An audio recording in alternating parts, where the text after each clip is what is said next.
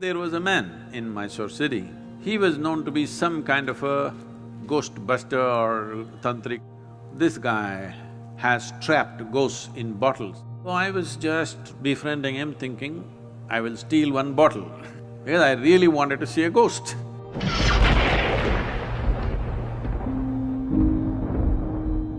Sadhguru, you were talking about stories. So we were conversing and we were agreeing that when we were growing up, some of the best stories that we used to hear from family people or grandparents or friends, senior people, would be the ghost stories.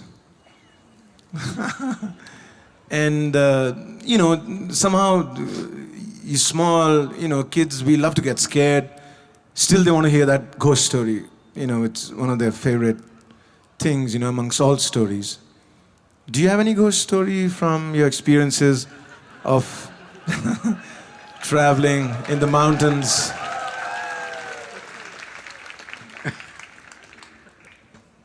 Wow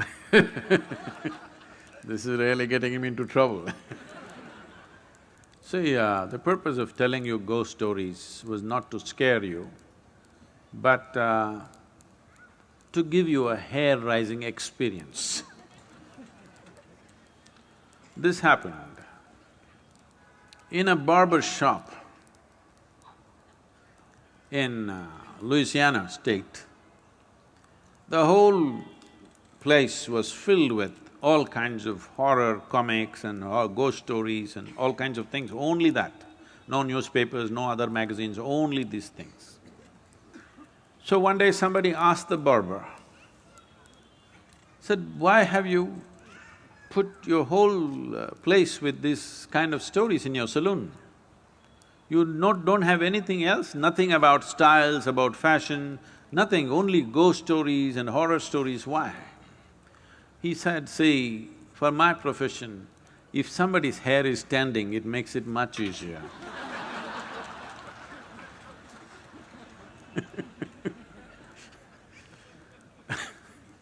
So the idea was to give you a hair-raising experience not to scare you And I must tell you, this fascinated me so much that there was a man in Mysore city who was also working in the Mysore City Corporation as some official, but he was known to be some kind of a ghost buster or tantric or whatever he is. So somebody told me, I was always looking for these kind of things, so somebody told me, this guy has trapped ghosts in bottles and kept it in his whatever, it's a shrine or a workshop or whatever you want to call it. So I want to go, and that guy wouldn't allow us initially, but I was persistent, and then he took me inside and he showed me lots of bottles. He said, in this there is this kind of a ghost, this is a woman, this is a man. I looked, I could not see a man or a woman, I all saw transparent bottles with corks. So I was just befriending him thinking, I will steal one bottle because I really wanted to see a ghost. Because I had heard so many things. So many things means unbelievable kind of stories. Well, it only made me more and more curious. It did not raise my hair nor scare me, but I became more and more curious. I had spent months on end, continuously every night, being in the cremation grounds, wanting to see. So people come, burn the dead, and when with firewood, when the dead bodies burn, it burns for 4, 5, 6 hours. People stay there for an hour or hour and a half, and then they have other business to do. They will cry and they'll weep and they will go when it's still burning. Normally what happens is, when as the fire burns, one thing, because there's always economic aspect to everything. If they've not put enough fire long enough, when this collapses, the outer part, first thing that'll happen is, because neck is such a small thing and it gets burnt, and once the spine is burnt, the burning head will roll away, do. So I am the one who picks it up with a stake and puts it back and waits, where is the damn ghost? It doesn't come. Many months on end, I sat there, no ghost came. Somebody said, you put a nail in that tamarind tree, it will come. I would nail the damn tree again and again and again, nothing came. Somebody said, in this house there is a ghost. So I would beg them, please allow me, I want to sleep in that house and see if the ghost comes. Did not happen. So I went to this guy, and when they said specifically it's in the bottle, I wanted to steal a bottle. But he was very protective about his bottles So I didn't see anything coming out, but he showed me one thing. He made an elaborate design with rice flour. In the five corners of this, he kept one egg. He did all kinds of things and poof, he clapped his hand, pop! All the five eggs burst right in front of my eyes. So, I thought, something. I don't know whether it's a ghost or it's a thing, whatever, but definitely he did not reach out to these five, he was standing away and all the five eggs burst. Then this was working on me, and I was walking in my house backyard, looking here and there. Then I saw guavas were hanging in the tree, the guava fruit. I looked at the fruit fell. I thought, what? I did it again and again, the fruit fell. Then I brought my friends and just, you idiots, watch this. Fruit fell. They said, what?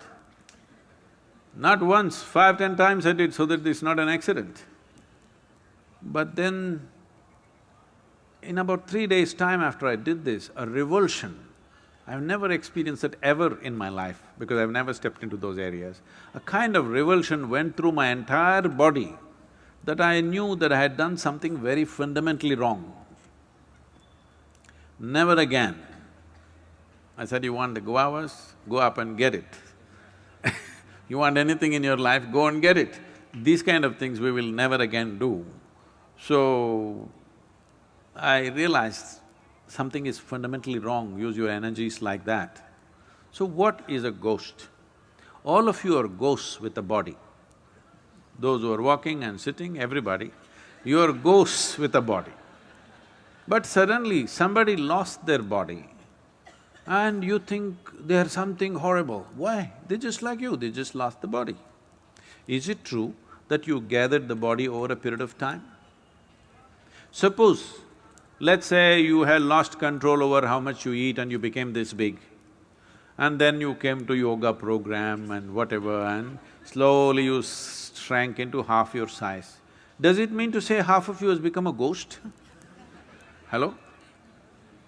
So if somebody lost the body, 50, 60 kilograms of planet that we have picked up and made into this, if they put it back, is that a ghost? Then you are also a ghost with a body, isn't it?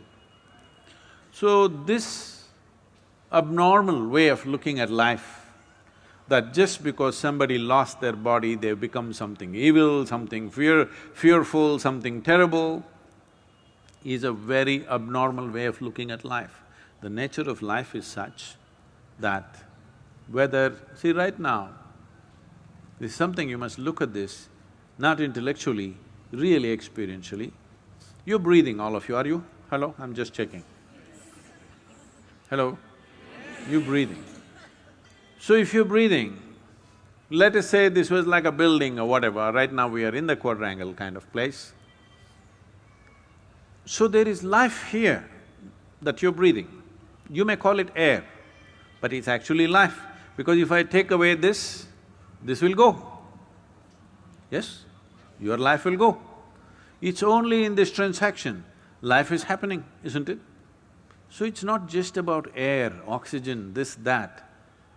This is a living cosmos.